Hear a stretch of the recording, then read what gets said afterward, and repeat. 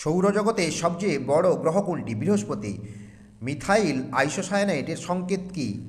C2H3NO। সাধারণ ইলেকট্রনিক বাল্বে কোন গ্যাস ব্যবহার করা হয়? নাইট্রোজেন। কোন হীরকের প্রতিসরাঙ্ক কত? 24.40। ভারী জলের সংকেত কি? D2O। কার্বন মনোক্সাইডের রাসায়নিক সংকেত কি? CO। লবণের পিএইচ মাত্রা কত? 7.0। নৈনিতাল হ্রদ কোন রাজ্যে অবস্থিত? উত্তরাখণ্ডে। আমুলের সিইও কে?